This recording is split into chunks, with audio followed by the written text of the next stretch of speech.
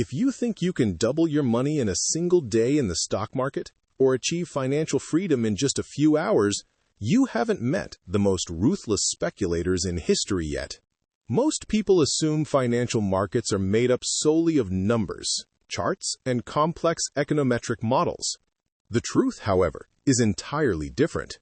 Markets are human psychology in its rawest form, a massive stage of greed, fear, and panic. Throughout history, certain individuals stepped up and wielded this psychology like a weapon. With a single move, they wiped out millions of people while elevating their own wealth to the level of kingdoms. Today, I'm breaking down the 3 greatest financial manipulations that changed the course of financial history forever, along with the mind games behind them. For the first known mass financial bubble in history, we go back to the mid-17th century, during the golden age of the Netherlands. Back then, the Netherlands was the global hub of maritime trade and wealth. Merchants were making fortunes, and the bourgeoisie lived in luxury. Right in the middle of this environment, a rare import brought from the Ottoman Empire to Europe disrupted the entire country's balance: tulip bulbs. Specifically, a rare tulip variety named Semper Augustus, which featured flame-like red and white stripes on its petals, suddenly became the ultimate symbol of wealth and status. And you know what those stripes actually were? They were caused by a simple plant virus. Yet that virus transformed into the greatest virus of greed in human history. By 1636, the phenomenon escalated beyond a botanical curiosity into absolute madness. Tulip bulbs began trading on the Amsterdam Stock Exchange just like shares of stock. People mortgaged their land, homes, livestock, and lifelong savings just to buy a single tulip bulb. Things spiraled so far out of control that the price offered for a single Semper Augustus bulb included 12 acres of land, 4 fat oxen, 8 fat swine, 12 sheep, 2 tons of butter, thousands of liters of wine, and a silver goblet. In short, a single flower bulb could buy you a grand mansion on Amsterdam's most luxurious avenue. So how did the crisis burst? In February 1637, at a routine tulip auction in the city of Haarlem, a buyer refused to pay the set price.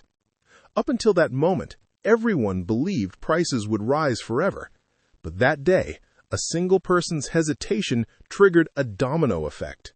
People suddenly remembered that what they held was not a bar of solid gold, but a simple plant that would rot in a few weeks.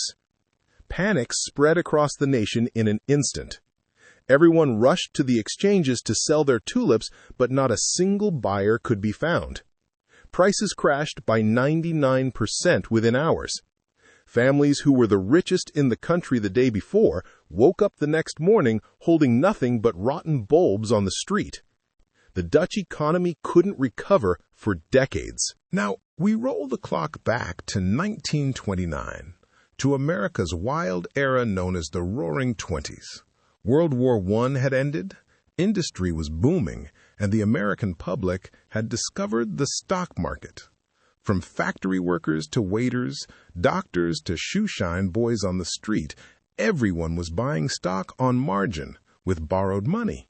Everyone was getting rich, or so they thought. However, in one of the dark offices of New York sat Jesse Livermore, nicknamed the Great Bear. Livermore was a legendary speculator who had dedicated his life to reading markets and human behavior. Having started as a stock ticker boy at age 14, he had cracked the psychology behind the numbers. In the summer of 1929, Livermore spotted the deep decay behind the market's numbers. Corporate profits were dropping and production was slowing down, yet stock prices kept climbing purely because they were bought with borrowed cash. Livermore realized the bubble was about to burst and orchestrated the boldest move in financial history.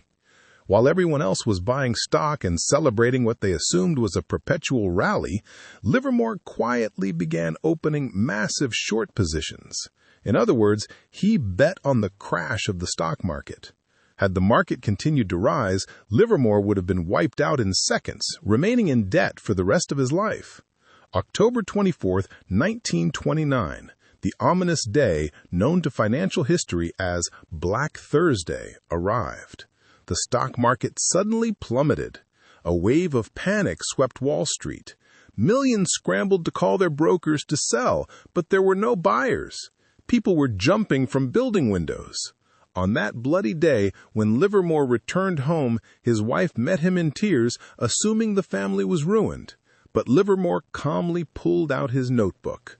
While the markets crumbled to dust, Livermore had cleared a net profit of more than $1.5 billion in today's money in a single day.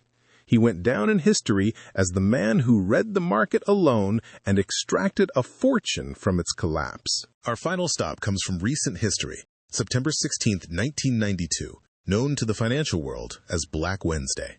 At the time, European nations were laying the groundwork for a unified currency, the euro, under a system called the European Exchange Rate Mechanism. Under this mechanism, the British pound was required to stay fixed within a specific exchange rate range against the German mark. However, the British economy was struggling. Inflation was high, and the market was stagnant. The value of the pound was far above Britain's economic reality. The British government and central bank were stubbornly holding up the pound's value purely for prestige. The man who spotted this vulnerability was George Soros, founder of the Quantum Fund, along with his partner Stanley Druckenmiller. Soros knew that a central bank could not fight against overwhelming market realities forever. Soros borrowed billions of dollars worth of pounds and dumped them onto the market to buy German marks. In doing so, he created immense downward pressure on the British pound. The Bank of England panicked. It poured its foreign exchange reserves into the market to buy up pounds, but compared to the sheer volume Soros was selling, it was pocket change. Desperate, the UK raised interest rates from 10% to 12% in a single day, and then to 15% just hours later. It was the screaming agony of a national economy. At 7:30 p.m. that same evening, the British Chancellor of the Exchequer stepped before the press to admit defeat. Britain was withdrawing from the system and letting the pound freefall. The pound crashed within minutes. The British economy and political landscape took a massive hit. George Soros pocketed $1 billion in clean profit in a single night. From that day on, the financial world knew him by one title: the man who broke the Bank of England.